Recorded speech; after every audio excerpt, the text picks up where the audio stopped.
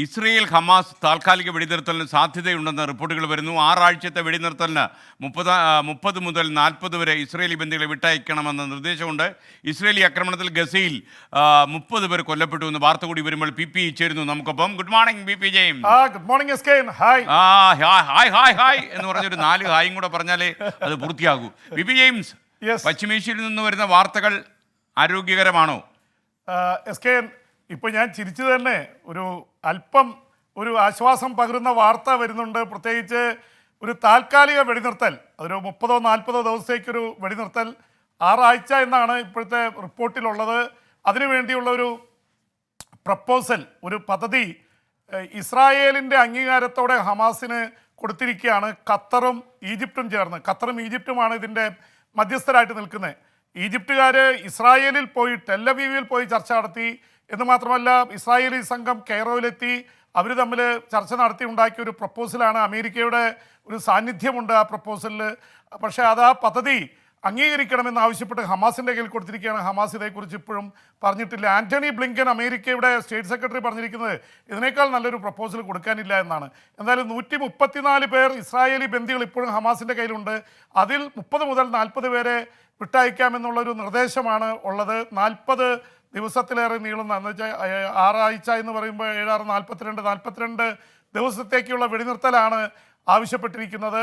ഒരു സാധ്യതയുണ്ട്. പക്ഷേ ഇതിന് വിലങ്ങുതടിയായി നിൽക്കുന്നത് വലതുപക്ഷ തീവ്രവാദി സംഘടനകളാണ്. ഇസ്രായേലിലെ സിയോണിസ്റ്റുകളായിട്ടുള്ള ബെൻഗീവറിനെ പോലുള്ള ആഭ്യന്തരമന്ത്രി ഉള്ള ആൾക്കാർ പറഞ്ഞിരിക്കുന്നത്, എന്തെങ്കിലും തരത്തിൽ വെടിനിർത്തലിന് തയ്യാറായാൽ ഞങ്ങൾ പിന്തുണ പിൻവലിക്കും എന്നാണ്. അതെന്ന് വെച്ചാൽ നെതന്യാഹു ഇസ്രായേലി പ്രധാനമന്ത്രിയുടെ കസേര പോവും, അദ്ദേഹം ജയിലിലാവുകയും ചെയ്യും. കാരണം അദ്ദേഹം കറപ്ഷൻ കേസിൽ സുപ്രീം കോടതി ശിക്ഷിക്കാനിരിക്കെയാണ് അദ്ദേഹം പ്രധാനമന്ത്രി പദം ഏറ്റെടുത്ത് സുപ്രീം കോടതിയുടെ അധികാരങ്ങളൊക്കെ വെട്ടിക്കുറയ്ക്കാനുള്ള ശ്രമങ്ങൾ നടത്തിയത്. അതിൻ്റെ പിറകെയാണ് യുദ്ധമുണ്ടായത്. അപ്പോൾ ഇതിൻ്റെയൊക്കെ പശ്ചാത്തലത്തിൽ ഇതിനെ കാണേണ്ടി വരും. ഇതിനിടയിൽ ഇസ്രായേൽ ആക്രമണം നിർത്തിയിട്ടില്ല. ഇന്നലെയും റഫയിലെ 3 വീടുകൾക്ക് നേർ ബോംബിട്ടു. അവിടെ 30 പേർ കൊല്ലപ്പെട്ടു, നിരവധി കുട്ടികൾ കൊല്ലപ്പെട്ടിട്ടുണ്ട്. മരണസംഖ്യ അല്ലെങ്കിൽ കൊല്ലപ്പെട്ടവരുടെ സംഖ്യ 6 മാസം കഴിയുമ്പോൾ അത് 34,500 കവിഞ്ഞിരിക്കുന്നു എന്ന വാർത്ത തന്നെയാണ് ഇപ്പോൾ വരുന്നത്. അപ്പോൾ വല്ലാത്തൊരവസ്ഥയിലേക്ക് ഗസ പോയിക്കൊണ്ടിരിക്കുകയാണ്. അവിടെ പട്ടിണിയും രോഗവും പടരുന്നുണ്ട്. റഫയിൽ ആക്രമണം നടത്തുമെന്ന ഭീഷണി ഇപ്പോഴും ഇസ്രായേൽ മുഴക്കിയിട്ടുണ്ട്. ഈ വെടിനിർത്തൽ സാധ്യമാവുന്നില്ലെങ്കിൽ ഞങ്ങൾ റഫയിൽ ആക്രമിക്കും. ഇത് ഹമാസിന് മേൽ വല്ലാത്ത പ്രഷറാണ്. കാരണം 10 ലക്ഷം അഭയാർത്ഥികളുണ്ട് റഫയിൽ, ഈജിപ്ഷ്യൻ അതിർത്തിയിൽ. അവിടെ താൽക്കാലിക തമ്പടിച്ച് തണുപ്പിനൊക്കെ ഇടയിൽ ജീവിക്കുകയാണ്. എസ്കേനോട് ഒരുപക്ഷെ ഇപ്പോൾ ഈ BBC-യുടെയും മറ്റ് അൽ ജസീറയുടെയൊക്കെ മാധ്യമ പ്രവർത്തകരുടെ കഥകൾ വന്നു തുടങ്ങിയിട്ടുണ്ട്. അതിൽ BBC-യുടെ അറബിക് ലേഖൻ ബുഷ്ര പറഞ്ഞിരിക്കുന്നത് വല്ലാത്ത കഥയാണ്. 5 അംഗ കുടുംബം, 5 മക്കളും ഭാര്യയും കൊണ്ട് അദ്ദേഹം നെട്ടോട്ടമാണ് ഗസയിൽ. റിപ്പോർട്ട് ചെയ്യുന്നു കഴിഞ്ഞ 6 മാസമായിട്ട്. ഒരുപാട് ദിവസം സാധാരണ നിലത്ത് കിടന്നുറങ്ങേണ്ടി വന്നു. ഒരു ദിവസം രാത്രിയിൽ നിറയെ ഷെല്ലിങ്ങിൻ്റെ നടുവിൽ നിന്ന് രക്ഷപ്പെട്ടത് ഭാഗ്യം കൊണ്ടാണ് എന്നാണ് പറഞ്ഞിരിക്കുന്നത്. അതേസമയം അൽ ജസീറയുടെ ബ്യൂറോ ചീഫിൻ്റെ കുടുംബത്തിലും 4 അംഗങ്ങൾ ഈ റിപ്പോർട്ടിങ്ങിൻ്റെ പലായനത്തിനിടയിൽ കൊല്ലപ്പെട്ടു എന്നടക്കമുള്ള അങ്ങനെ വളരെ സങ്കടകരമായ വാർത്തകളാണ് മാധ്യമപ്രവർത്തകരുടെ വരുന്നത്. 100-ലേറെ മാധ്യമപ്രവർത്തകർ കൊല്ലപ്പെട്ടു SKN ഈ 6 മാസത്തിനിടയിൽ. ഓക്കെ ജെയിംസ്, ഈ കനേഡിയൻ പ്രധാനമന്ത്രി ജസ്റ്റിൻ ട്രൂഡോ പങ്കെടുത്ത ഒരു യോഗത്തിൽ ഖാലിസ്ഥാൻ അനുകൂല മുദ്രാവാക്യം വിളിച്ചതിൽ ഇന്ത്യ പ്രതിഷേധിക്കുന്നു എന്ന വാർത്ത വരുന്നുണ്ട്. SKN ഈ കനേഡിയൻ പ്രധാനമന്ത്രി ജസ്റ്റിൻ ട്രൂഡോ ഒരു കാലത്ത് വളരെ പ്രശസ്തനായിരുന്നു. ഇപ്പോൾ അദ്ദേഹത്തിൻ്റെ പിന്തുണയൊക്കെ പോയി. അദ്ദേഹം ഈ ഇലക്ഷനിൽ, ഈ വർഷം അവസാനം വരുന്ന ഇലക്ഷനിൽ ഏതാണ്ട് തോൽക്കുമെന്ന് ഉറപ്പാണ്. പക്ഷെ അദ്ദേഹം ഭരണം നിലനിർത്തിയിരിക്കുന്നത് അവിടുത്തെ സിഖ് അല്ലെങ്കിൽ ഇന്ത്യയിലെ പ്രധാനപ്പെട്ട സിഖ് പാർട്ടികളുടെ പിന്തുണയോടെയാണ്. 25 MP-മാരുണ്ട് സിഖ് പഞ്ചാബികളായിട്ടുള്ള സിഖ് സമുദായത്തിൽ നിന്ന്. അപ്പോൾ അവരുടെ പിന്തുണയ്ക്ക് വേണ്ടിയുള്ള ശ്രമത്തിലാണ് അദ്ദേഹം. അതിൻ്റെ ഭാഗമായി അവിടുത്തെ ഒരു സിഖ് സമുദായത്തിൻ്റെ ഒരു സമ്മേളനത്തിൽ പങ്കെടുത്തുകൊണ്ടിരിക്കുകയാണ്. ഖാലിസ്ഥാൻ അനുകൂല മുദ്രാവാക്യം മുഴക്കി അവിടെ ബഹളം വയ്ക്കുകയും അതിനെ എന്താ പറയുക, ഖാലിസ്ഥാന് അനുകൂലമായി മുദ്രാവാക്യം വിളിക്കുകയും ചെയ്ത് സാധാരണ ഒരു കനേഡിയൻ പ്രധാനമന്ത്രി അതിനെക്കുറിച്ച് പ്രതികരിക്കുകയോ ഇറങ്ങിപ്പോവുകയോ ചെയ്യേണ്ടതാണ്. അദ്ദേഹം അതിൽ പങ്കെടുക്കുകയും അതിനെതിരെ മൗനം പാലിക്കുകയും ചെയ്തു എന്നുള്ളതാണ് ഇന്ത്യയുടെ ആരോപണം. ഇന്ത്യ വിരുദ്ധ നീക്കങ്ങൾ കാനഡ ഒരുപാട് കാലമായി നടത്തുന്നു. ഖാലിസ്ഥാൻ വാദികളായിട്ടുള്ളവരെ അവിടെ അഭയം കൊടുക്കുന്നു, അവർക്ക് ഭീകരപ്രവർത്തനം നടത്താൻ അതിനുള്ള അനുകൂലമായ അന്തരീക്ഷം ഉണ്ടാക്കുന്നു.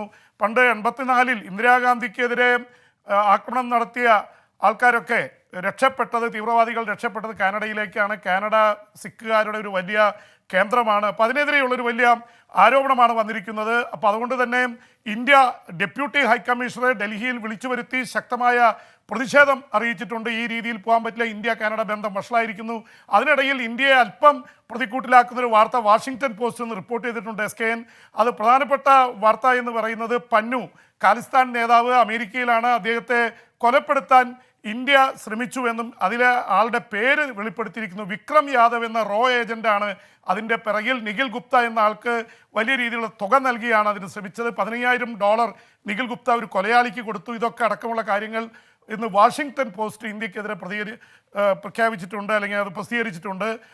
അത് സംബന്ധിച്ച് ഉള്ള പ്രതികരണം ഇന്ത്യ വ്യക്തമാക്കിയിട്ടില്ല. ഇന്ത്യ പ്രതിക്കൂട്ടിൽ നിൽക്കുന്ന ഒരു കാര്യം കൂടിയാണ്. പക്ഷേ ഇന്ത്യക്കെതിരെ പ്രവർത്തിക്കുന്ന പന്നുവിനെ ഇന്ത്യ ഇല്ലായ്മ ചെയ്യാൻ ശ്രമിച്ചുവെന്നാണ് കാനഡയും അമേരിക്കയുടെയും ഇന്റലിജൻസ് വൃത്തങ്ങൾ ആരോപിക്കുന്നത്. SKN. പി ജെയിംസ്, ഈ ഗൾഫ് നാടുകളിൽ അടുത്ത സമയത്ത് മഴ നന്നായിട്ട് പെയ്തു, വെള്ളപ്പൊക്കം ഉണ്ടായി, വീണ്ടും കനത്ത മഴ വരുന്നു എന്ന രീതിയിലുള്ള വാർത്തകൾ വരുന്നുണ്ടോ? എന്താണ് ഗൾഫിൽ നിന്നുള്ള സ്ഥിരീകരിച്ച വാർത്തകൾ? SKN, ഗൾഫ് രാജ്യങ്ങളിൽ മഴയുണ്ടായി. ഒമാനിൽ ഏതാണ്ട് 20ഓളം പേർ മരണമടഞ്ഞു. ഗൾഫിൽ കാറിനുള്ളിൽ കുടുങ്ങി കാർബൺ മോണോക്സൈഡ് ശ്വസിച്ച് 2 വനിതകൾ മരണമടഞ്ഞു. ഒരുപാട് നാശനഷ്ടങ്ങളുണ്ടായി. ഒരുപക്ഷെ മരുഭൂമിയിൽ വൻ മഴ, 1 വർഷം പെയ്യേണ്ട മഴ ഒറ്റ ദിവസം കൊണ്ട് പെയ്തു. പക്ഷേ അതിന് അവർ കണ്ടെത്തിയ കാരണം ആഗോള താപനവും കാലാവസ്ഥ വ്യതിയാനവും തന്നെയാണ്. ഒപ്പം തന്നെ SKN, ഒരുപക്ഷെ നമ്മൾ മരുഭൂമിയായിട്ട് കാണുന്ന സഹാറ ഡെസേർട്ടൊക്കെയുള്ള ഇതാണ് ആഫ്രിക്ക. അവിടുത്തെ വെസ്റ്റേൺ ആഫ്രിക്കയിലെ പ്രധാനപ്പെട്ട രാജ്യങ്ങളൊക്കെ സഹേൽ കൺട്രീസ് എന്നാണ് അറിയപ്പെടുന്നത്. സഹാറ മരുഭൂമി വന്നു കയറി ആ രാജ്യത്തിൻ്റെ ഭൂരിഭാഗം പ്രദേശങ്ങളും ഡെസേർട്ടായിട്ട് മരുഭൂമിയായിട്ട് മാറി. അവിടെ മഴ, കനത്ത പേമാരി ഉണ്ടായിരിക്കുന്നു. കിഴക്കൻ ആഫ്രിക്കയിലെ കെനിയയിൽ അവിടെ അണക്കെട്ട് തകർന്നു, 50ഓളം പേർ മരിച്ചു എന്ന വാർത്ത കൂടി വരുന്നുണ്ട്. ഇതിൻ്റെ എല്ലാത്തിൻ്റെ പിന്നിൽ കാലാവസ്ഥ വ്യതിയാനം തന്നെയാണെന്നാണ് പറയുന്നത്. ഇപ്പോൾ ഗൾഫിൽ വീണ്ടും മഴ വരികയാണ്. ഗൾഫ് രാജ്യങ്ങളിൽ UAE-യിലും ഒമാനിലും സൗദിയിലൊക്കെ കനത്ത മഴയ്ക്കുള്ള ഇതുണ്ട്. മഴ പെയ്യുന്നു, സൂക്ഷിക്കണമെന്നുള്ളത് വന്നിരിക്കുന്നു. കനത്ത പേമാരിയാണ് വരുന്നത്. ആഗോള താപനത്തിൻ്റെ ഭാഗമായിട്ട് ചൂട് പിടിച്ച് വലിയ രീതിയിലുള്ള ബാഷ്പീകരണം സംഭവിച്ചുണ്ടാവുന്ന കനത്ത മഴ, പേമാരിയാണ് പലപ്പോഴും ഈ പ്രശ്നങ്ങൾ ഉണ്ടാക്കുന്നത്. ഇതിൻ്റെ പിറകെ ഭൂകമ്പം, കൊടുങ്കാറ്റ്, പിന്നെ പേമാരിയും ഇത് അടക്കമുള്ള, അത് പിന്നെ അഗ്നി, വലിയ ഉഷ്ണതരംഗം. ഇപ്പോൾ ഈ കേരളത്തിലുണ്ടായിട്ടുള്ള ഉഷ്ണതരംഗത്തിന് വരെ കാലാവസ്ഥ വ്യതിയാനവുമായിട്ട് ബന്ധമുണ്ടെന്നാണ് പറഞ്ഞിരിക്കുന്നത്. ഉഷ്ണതരംഗം എല്ലാം ഇതിൻ്റെ ഭാഗമായിട്ട് സംഭവിക്കുന്നതാണ് എന്നാണ് report. SKN. P James, Rafeeq പറയുന്നു SKN PP കോട്ടിട്ടാൽ അന്താരാഷ്ട്ര വാർത്തകൾ, കോട്ടില്ലെങ്കിൽ ഇന്ത്യയിലെ വാർത്തകൾ അതെ അതെ എന്നാ പറയുന്നത്. അപ്പോൾ സുലൈമാൻ അബ്ദുൽ ഖാദർ പറഞ്ഞു PP ജെയിംസ് യുക്രൈനിലും ഹമാസിലും ഒതുങ്ങി നിൽക്കാതെ കെനിയയിലേക്ക് പോകണം. കെനിയയിലേക്ക് പോയി കഴിഞ്ഞല്ലോ, കാര്യങ്ങളല്ലേ പറഞ്ഞത്. Okay, thank you PP James. ഇനി വിദേശ വാർത്തകളുമായി PP നാളെ ഇതേ സമയം ഈ പരിപാടിയിൽ ചേരും. ലോകത്തെവിടെയായാലും ഏത് സമയത്തും 24 വാർത്തകളും ഓഗ്മെന്റഡ് റിയാലിറ്റി പാക്കേജുകളും എക്സ്പ്ലെയിനറുകളും വിശദമായി കാണാൻ ഞങ്ങളുടെ യൂട്യൂബ് ചാനൽ നിങ്ങൾക്ക് സബ്സ്ക്രൈബ് ചെയ്യാം.